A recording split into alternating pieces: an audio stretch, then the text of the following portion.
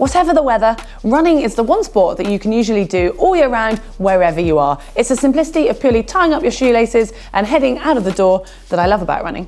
And in the winter, when it's wet, cold, dark, and in particular all three, a little more thought's required for us to make sure we stay safe and warm and still enjoy our run. So I think I better go change. Yeah, in this video, we're going to be covering what you should wear for all weather conditions that you'll experience with winter running.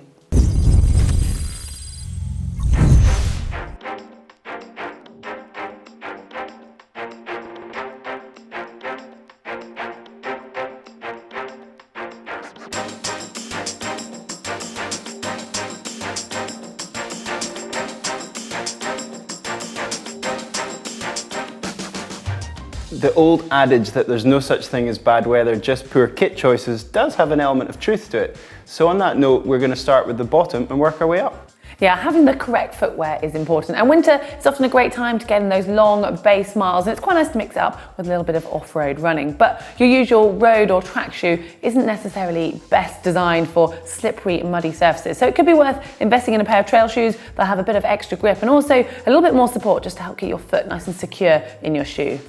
And when your feet get cold and wet, there's really nothing much worse, especially trying to run with something that feels like a block of ice on the end of our legs. So it's worth looking into shoes, as Heather says, that have got good waterproof uppers, because they can really make a difference, particularly if you live in a place where it's wet or you're going to be running through boggy or marshy areas.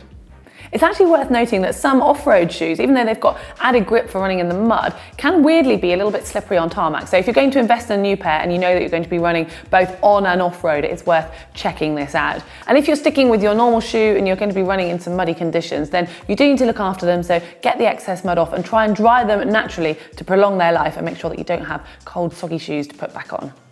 And another thing that's really important with this type of running in the winter is your sock choice.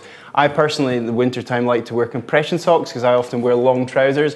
So I like that because it gives me a little bit of an extra snug fit by nature of the compression in the sock. Also really helps avoid against blisters and rubs. But another really useful factor of the compression sock is it gives us a lot of good coverage and protection over the Achilles, which is something that a lot of us have problems with in injuries as well. So what I would finally say with socks is when you get something you're happy with, buy a few extra pairs and keep them safe. What to wear on your legs will continue to split runners forevermore. When it's cold, I personally choose to wear 3/4 length or full length running tights. But even when there's snow on the ground, you'll still see some runners running in shorts. And that's partly because they don't like to have any restriction over their knees. So if you're one of those people but you want to keep your legs warm, you could opt for a loose fitting but lightweight running trouser. Running in the wet is a little bit different because running in leggings or long trousers like I like to wear, they can get wet, especially if the material draws in a lot of the moisture. So you have to be careful that the leggings don't start pulling down onto your legs below the knees. That can get annoying.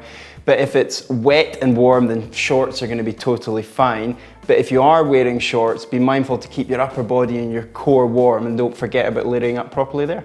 Yeah, and it obviously depends on what type of session you're doing. If, say, you're going to be doing a hard track session, you might want to consider putting shorts on and then putting your running tights over the top. So you warm up like that, then you can take your leggings off for your main set. And the same goes for racing, because you usually want to have no restriction over your knees, as much as for a physical benefit, but also quite a psychological benefit. So this is where you have options and layers can come in. So before you head out in your session, have a look outside, gauge what the conditions and the temperature are, and also consider the session that you have planned. Yeah, I mean, I've often been told, be bold, start cold. And if you do start off a little bit cold, you'll usually find after 5 minutes of jogging, you're probably going to be just about right. But obviously, that is within reason, and it depends what run you've got planned. Say you've got an easy aerobic run, you're probably going to want more layers than if you're doing threshold type efforts. Layering is a great way to keep warm without having to buy too much specific winter kit. So when I'm running, I like to have something like just a t-shirt under a long sleeve. If it's going to be colder, then I might put on like a thicker, bigger, longer sleeve or a jacket. But also if you're going to take those off, think about how you're going to take them off, where you're going to put them. A jacket you can tie up and tie around your waist, or if you're doing a session or something where you're going to be going around a lap, then just find a handy bush and put things underneath it. Yeah, and rain and wind chill can actually make the conditions feel colder than they actually are. So investing in a decent running jacket will make running in those kind of conditions far more enjoyable. But before you go out and invest on a new jacket, it's worth trying on your cycle jacket or gilet, because sometimes they can actually double up for running.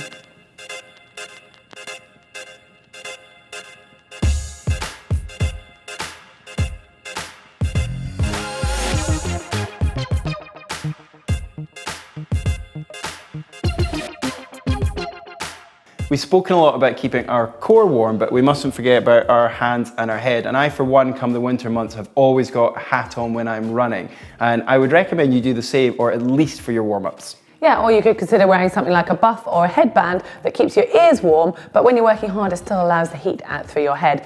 And if the weather conditions are really harsh, then you might want something like this around your neck, which you can then just pull up over your chin to add extra protection. But if it's wind and rain that you're trying to protect yourself from, then a baseball cap or a visor will do a good job in sheltering your face. Gloves are also a really essential part of my winter wardrobe. In fact, I've got quite a few different weights of gloves for different temperatures, you know how cold it gets. If I was doing a hard run session with stripping off jacket and other layers, I'm still going to be keeping my gloves on regardless. And it also acts as a really good portable hanky.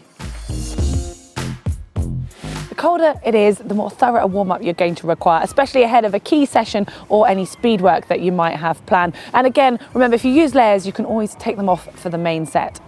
And if you're going to be doing a major race, like a marathon or something where they're going to be holding you for quite a while before the start, be mindful of that and bring some old clothes, something you're happy to discard, or even something like foil blanket or bin liners. They can work really well too. It's common to get pretty warm when you're running and then to think that you're going to stay warm, but you won't, especially if you've got sweaty. So at this time of year, try and get off your sweaty clothes as soon as you can. But if you haven't got a change of clothes, then you just want to add on layers because it's much easier to try and maintain your warmth than it is to warm up once you've got cold. Running in the dark or in poor weather conditions, being visible is vital. You'll find that quite a lot of winter running kit already has reflective strips built into it so that other road users can see you. But some running clubs actually insist on you wearing a fluorescent or a bright coloured top or an additional vest just to make sure that you're that much more visible for safety. And if you are going to be running at night, then a really good investment is one of these, a head torch, especially if you're away from the street lights that give you that extra brightness. But also be mindful that if you're running away from traffic, a light behind you would actually be a really good idea too. So before you head out for your winter run, just check the forecast to get an idea of the conditions. And remember that if you've been sat in a warm office or in your house, initially when you step out, it's going to feel much colder than it actually is. And that's a mistake that I quite often make. And investing in a few key pieces of warm winter kit can make things all the more enjoyable. So don't let the bad weather stop you. If you've enjoyed our video, give us the thumbs up. To see more of our videos on the channel, please click on the globe to subscribe. And if you want to see a video about 8 ways to run through the winter, click here. And if you want some tips on general triathlon training throughout the winter, you can find a video on that just here.